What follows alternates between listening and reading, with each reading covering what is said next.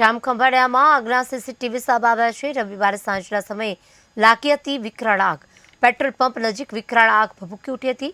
શખ્સે road પર ઢોળાયેલા પદાર્થ પર ચાંપી દિવાસળી ચાંપતા જ આગ લાગ્યાનું સામે આવ્યું છે, જેના સીસીટીવી પણ હવે સામે આવ્યા છે।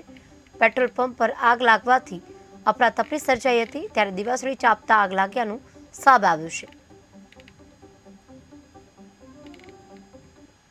પહેલી સપ્ટેમ્બરના રોજ ખંભાળિયા ટાઉન હોલની પાસેના યમુના પેટ્રોલ પંપની પાસે સાંજે 9:45 વાગ્યાની આસપાસ એક આગજનીનો બનાવ બનેલો હતો, જેની ગંભીરપૂર્વક તપાસ કરતા અને આસપાસના સીસીટીવી મેળવતા સમગ્ર બનાવ કિસ્મત હેરાટના જીગરભાઈ પ્રકાશભાઈ રાઠોડે એક દિવાસળી સળગાવીને નાખતા અચાનક જ્વલનશીલ પદાર્થ સળગી ઉઠતો હોય એવું પ્રાથમિક દ્રષ્ટિએ જણાવતા પીઆઈ શ્રી સરવૈયા, પીએસઆઈ વસાવના અને એમની ટીમ દ્વારા બનાવની તપાસ કરતા પાસેના યમુના પેટ્રોલ પંપના સંચાલક દ્વારા વરસાદી પાણીના ભરાવાના કારણે ટાંકાની સફાઈ કરી અને એમાંથી પેટ્રોલના જે વેસ્ટ હોય એ બેદરકારીપૂર્વક જણાઈ આવતા બનાવની ગંભીરતાને ધ્યાને રાખી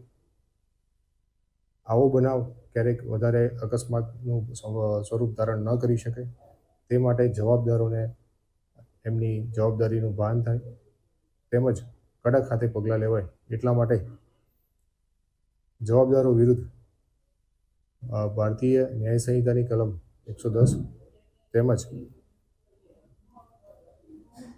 125, 287 અને 324(4) મુજબનો ગુનો દાખલ કરતી ખંભાળિયા પોલીસ છે।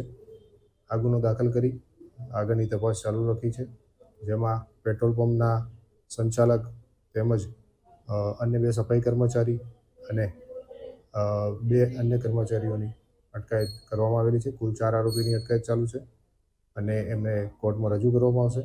વધુ તપાસ ચાલુ છે, આગળ જે તપાસમાં નામ ખુલશે એમની પણ અટક કરવામાં આવશે।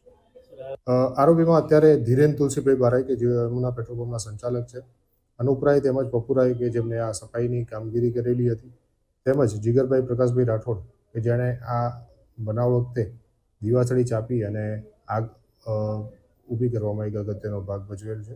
એમને જાણ હતી કે આ જે પદાર્થ છે એ કદાચ જ્વલનશીલ હોઈ શકે અને એના